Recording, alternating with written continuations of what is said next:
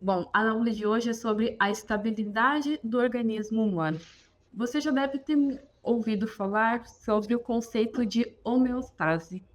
Geralmente, quando vem à nossa mente a palavra homeostase, a primeira coisa que aprendemos é falar em equilíbrio, ficar por igual.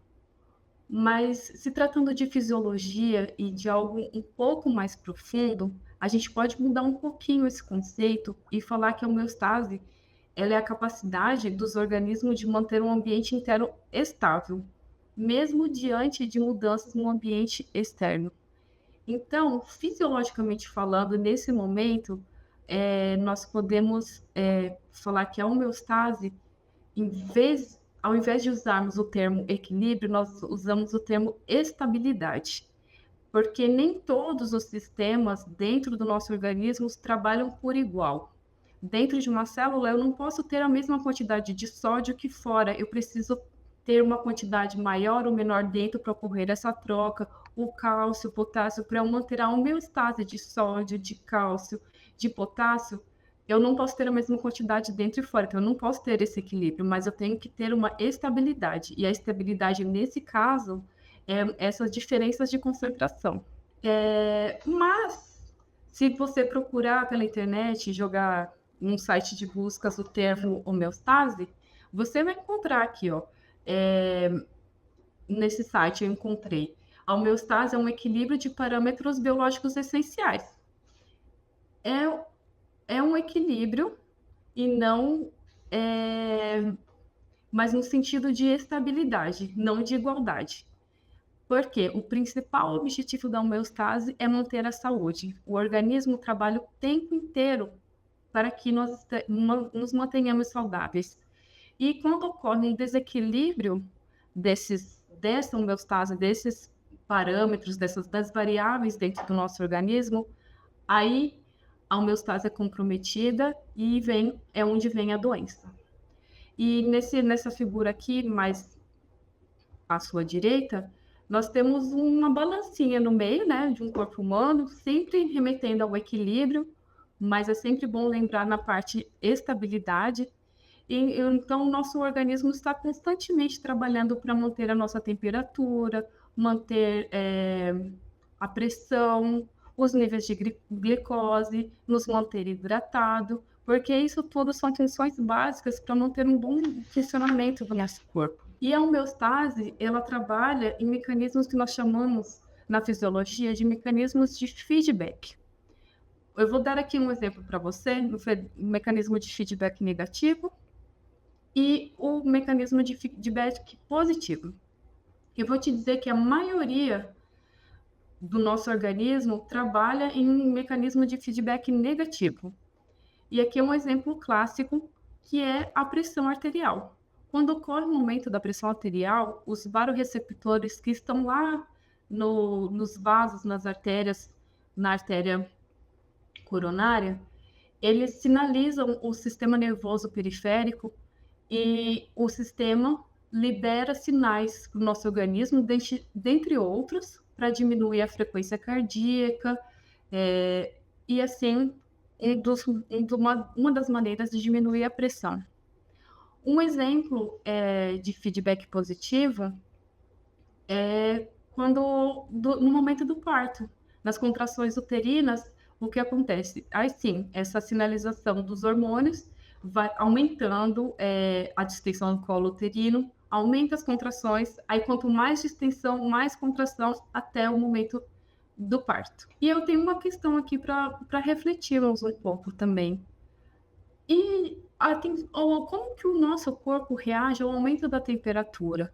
Como que o corpo reage à febre?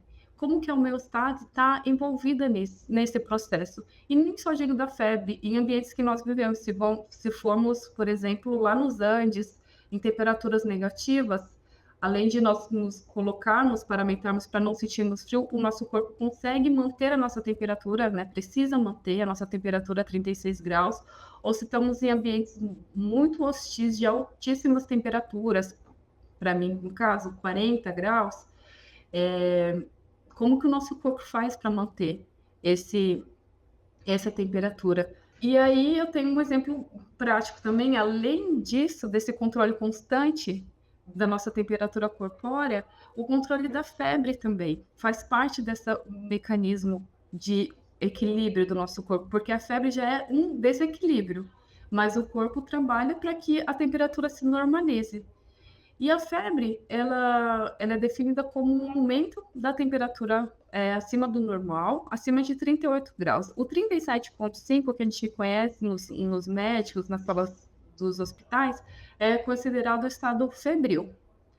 E esse aumento da temperatura do nosso corpo, ele é geralmente provocado por infecções virais ou bacterianas. A própria bactéria, o patógeno que está ali, ela faz com que desencadeie esse aumento da temperatura do nosso corpo e também a resposta inflamatória do nosso organismo faz com que a temperatura aumente. Você já ouviu falar, provavelmente, os artigos falam assim, você está com febre, é sinal que o seu corpo está reagindo. E é isso mesmo.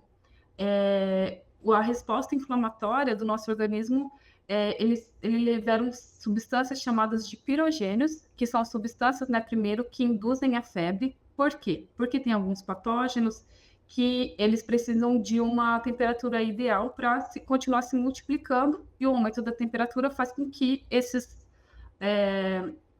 patógenos sejam eliminados. Por esse motivo, e também as proteínas citocinas, né, que são proteínas sinalizadoras que são liberadas pelas células imunes, elas também são liberadas com o aumento da temperatura, porque esse aumento faz com que o sistema imunológico, os leucócitos sejam ativados e conseguem se movimentar mais facilmente no nosso organismo. E tudo isso é comandado pelo hipotálamo. O hipotálamo, ele é o nosso termostato. Ele recebe toda essa sinalização e ele é um mecanismo homeostático importantíssimo que controla a elevação, a queda de temperatura para defender contra a infecção e promover a recuperação. E com isso eu vou lançar um desafio para você, se você tiver curiosidade. Como eu sou pesquisadora, eu também tive essa curiosidade, principalmente depois que eu tive filhos. Se o aumento da temperatura do nosso corpo ele é importante para combater e para ativar o sistema imunológico, por que é recomendado a gente tomar um antitérmico para cortar esse aumento? Por que a gente toma remédio para febre? Será que precisa ficar tomando mesmo?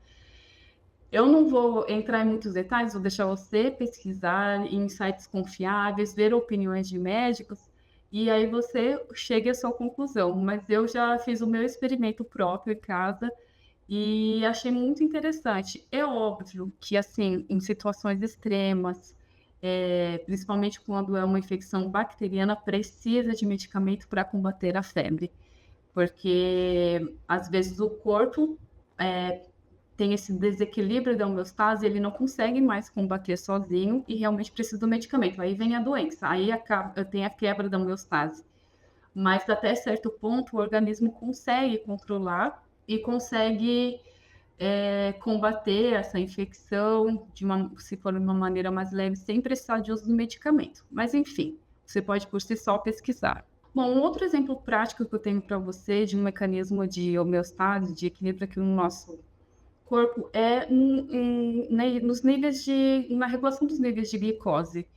Quando nós ingerimos lá o nosso chocolate, qualquer açúcar, o pudim, os níveis de açúcar do sangue ficam extremamente elevados. Isso é um sinal para o pâncreas liberar a insulina, e a insulina ajuda, né, os receptores celulares a colocar a glicose para dentro da célula. Uma pessoa que tem a diabetes do tipo 1, que é conhecida como a diabetes infantil, ela não tem a produção da insulina, por isso que ela precisa injetar. E a diabetes tipo 2, essas pessoas até produzem insulina, né? Só que ela tem alguma falha na comunicação ali com a célula e não consegue internalizar essa glicose.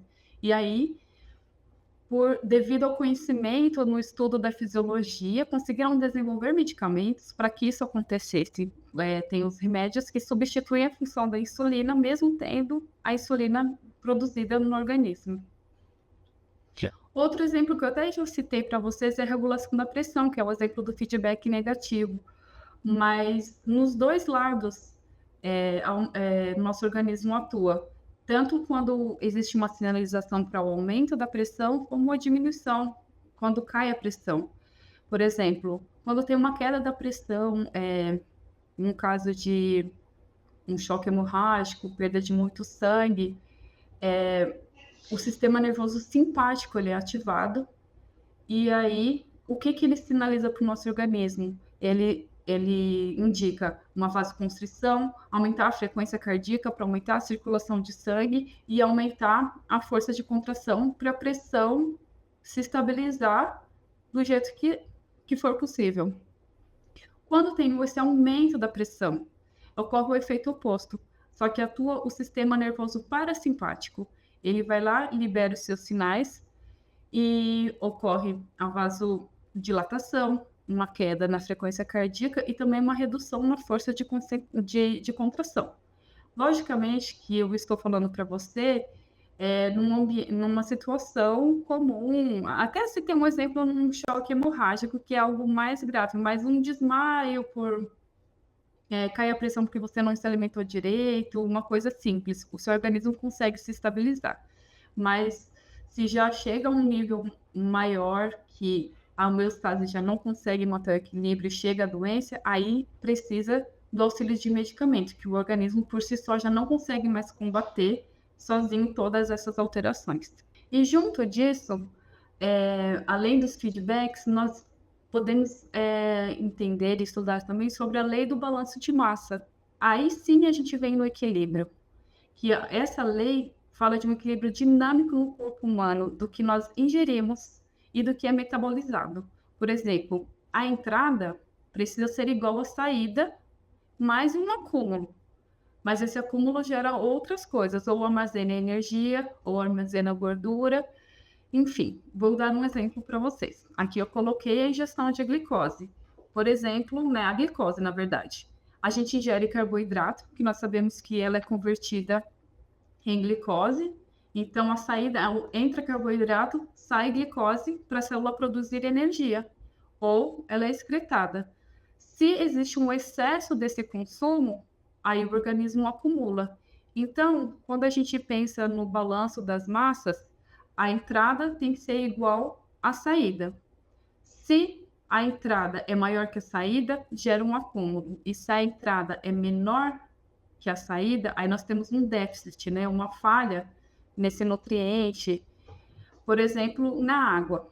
Aqui, a ingestão de água, a gente tem água, entra por ingestão ou produção endógena do metabolismo, e também a saída, a gente perde água de 3 maneiras diferentes: pela urina, transpiração e pela respiração também nós perdemos água.